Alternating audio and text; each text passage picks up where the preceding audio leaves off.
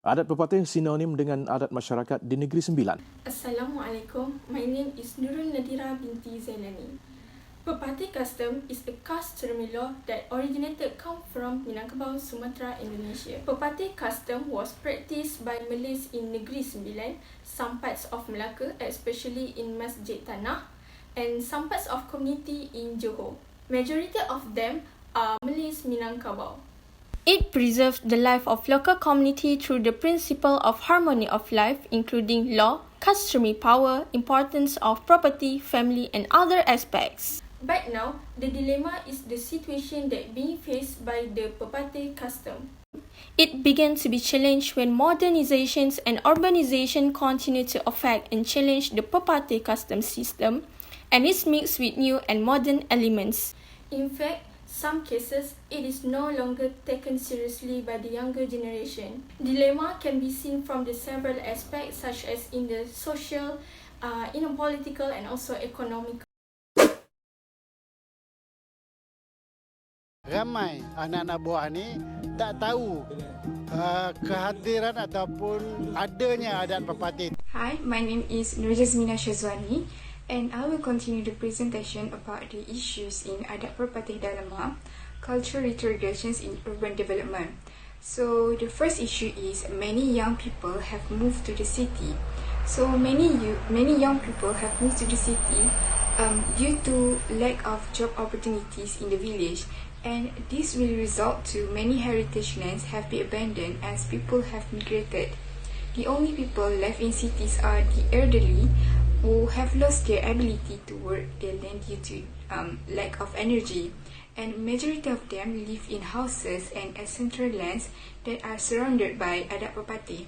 Also, the reasons why many young people migrate to the city is because of the small land area and the fact that they have many daughters. So many of them migrated to the city for job opportunities. This will result to the heritage land will be abandoned and the Perpatih custom will be forgotten. Next issue is the land was taken over by district officers or DO. The current centralized administrative system was created to replace the traditional administrative officers who run the government administration. Each district is provided with DO and several assistant district officers, which is ADO, to take care about land and revenue at each district. They are in charge of variety of tasks, which is including tax collection, inheritance, land issues, and so on. The districts are also divided according to mukim. A penghulu or a village chief will lead a mukim, and all of them will be working together to help the all carry out their responsibilities and administer the country. Because powers is in the hands of district officers and Datuk Adat only serve as investigators and witnesses, customary leaders have lost power in the inheritance of customary property. Penghulu or undang are only involved if there are issues with this land inheritance case, and it still needs to be taken to the stage of appeal. The institutions of Yang di-Pertuan Besar of Negeri Sembilan and Law the Four were made part of the Negeri Sembilan Constitutions in 1959. The House Justice and Law was established as a result of this constitution. As a result, the modern government has taken over the absolute power of traditional leader. Lastly is violations of Perpatih customs. The failure of the Perpatih customs community to implement the practice found in Perpatih customs is the source of the problems of Perpatih customs violation. This is due to the fact that Perpatih custom is a system that aims to protect the interests of all community members. As we all know that Perpatih customs have rules that determine each individual's right as well as the rights of people, places, and so on. This is due to the Perpatih customs bias which favors women. As a result, the problems arises because there is a group of people who do not follow the established rules. They are no longer aware of the significance of the customary counting, which is hidup di kandung adat, mati di kandung tanah. That's all from me. Thank you. Hi, Assalamualaikum. My name is SYAZWANA binti NAZMAN. I am from N4IM 2286D. Next, I will explain about the challenges. The first challenges is challenges faced by potential entrepreneurs and developers. The challenge faced by prospective entrepreneurs and developers is to get the consent of the owner as a trustee.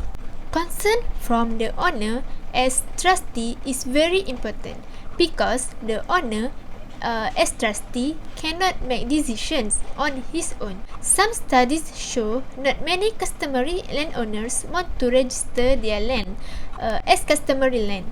For example, there are many such heirlooms that are not registered as customary land even though under customary law, such heirlooms change into tribal property after the death of its owner and therefore must be inherited by female members.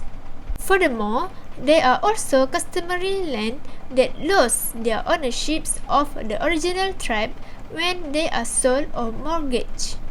This is a manifestation of the various problems faced by legislation involving customary lands. The second challenge is invention of customary lands.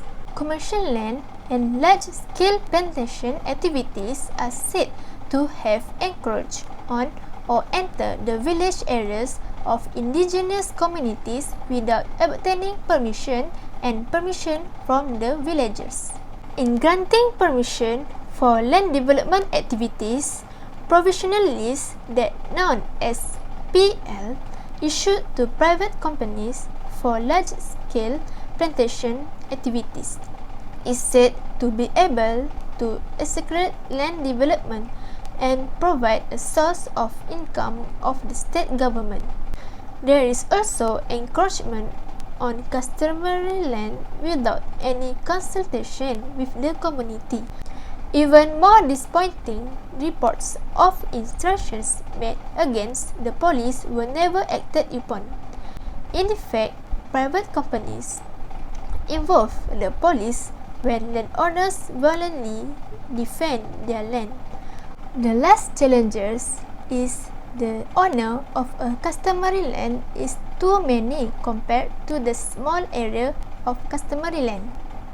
As the generation increase with the change of time, the number of customary landowners recorded in the register of title has become more and more numerous. With the area of customary land not increasing, the total area of land owned by an owner is very small. For one lot of land, there is only one product title grant issues. With the large number of owners, several other problems also arise, such as land management, dispute between landowners about the actual positions of their respective ownership, as well as conflicts regarding tax payment matters. This is the cause of many customary lands being abandoned when consent from landowners fails to be obtained. Meanwhile, the small land area also makes the cost of land development higher than the yield that can be obtained. That's all from me. Thank you.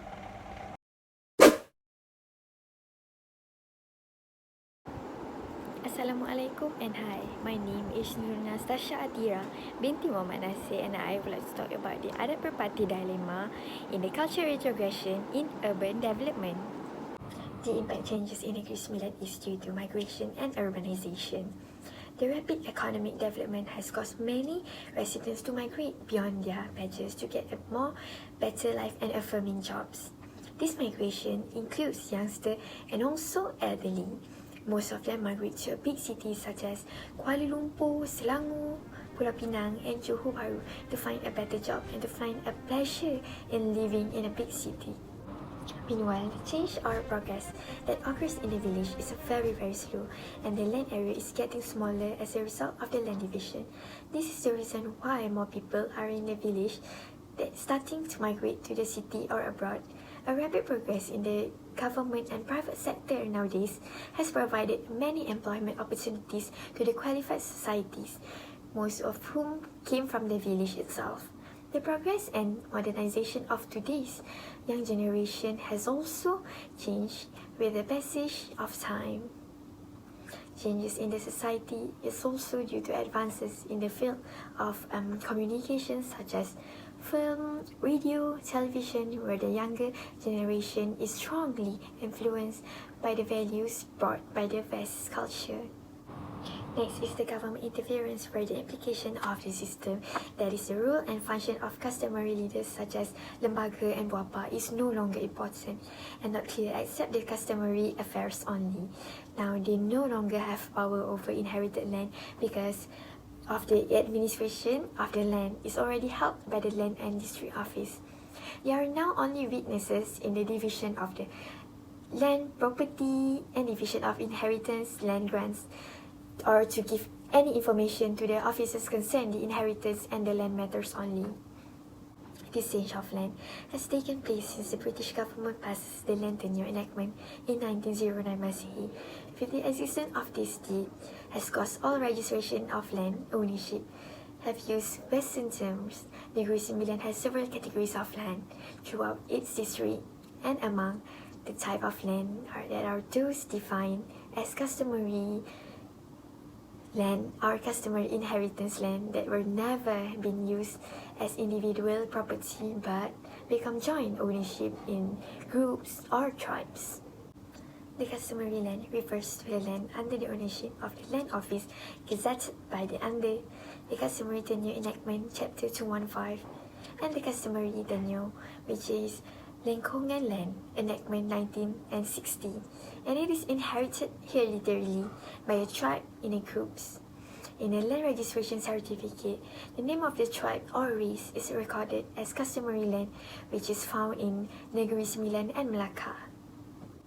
In addition, internal and external influences cause the problem of violation of Perpatih custom that has become more apparent, where there is a power and interference in the household, especially in order of the life.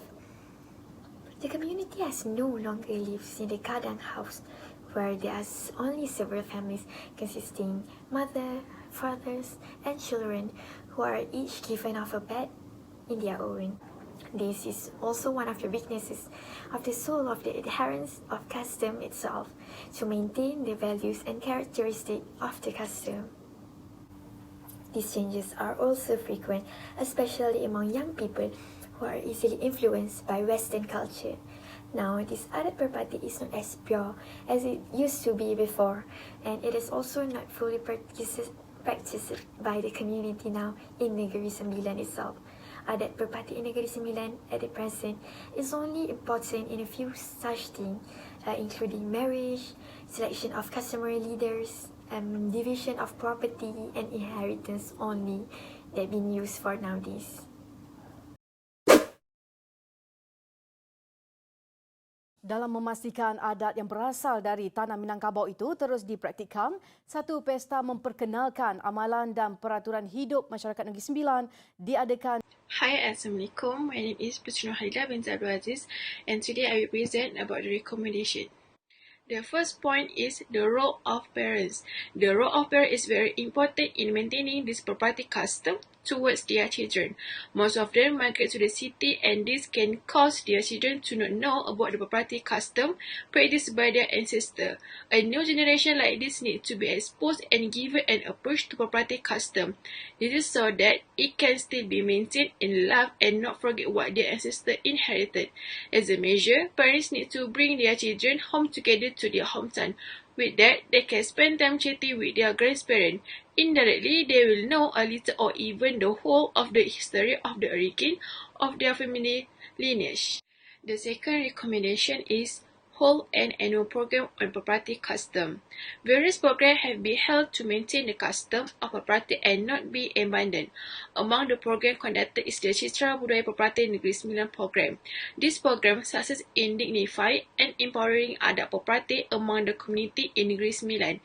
Various art and custom activity were held in conjunction with the program. Through the art activity, it is hoped to produce a superior Malaysian nation with a stronger bond of racial unity. Through the program, it is not only able to perceive the culture heritage, but one of the government effort in prioritizing the interests of people of various races and religions. The third point is central to the value of Adat Perpatih through traditional cuisine in the museum. The Negeri Sembilan Museum Board need to take proactive step in planning various interesting programs to highlight the value of Adat Perpatih through 5 museums in Negeri Sembilan. Among the programs that are planned and can be made is the traditional cuisine according to the Beja, with each Beja having its own traditional cooking methods. Apart from that, it can also provide an opportunity for the younger generation and the outside community to get to know the culture of Adat Perpatih through traditional cuisine, which is a heritage food in the state. They have their own traditional cuisine such as cooking goat head. Goat head is very synonym with the community that practice Adat Perpatih in Negeri Sembilan. With a program like this, the outside community can recognize and know the traditional cuisine practiced by the community that highlight the custom of Perpatih. In conclusion, change is happening everywhere. The custom and community will continue to exist as long as its members keep practice and follow the rules and the system, even with some changes according to the time and situations. Society is moving forward towards advancement and improvement, and many impacts come true due to the challenges. Society and custom are interconnected, but now changes in society are moving so fast that custom cannot catch on.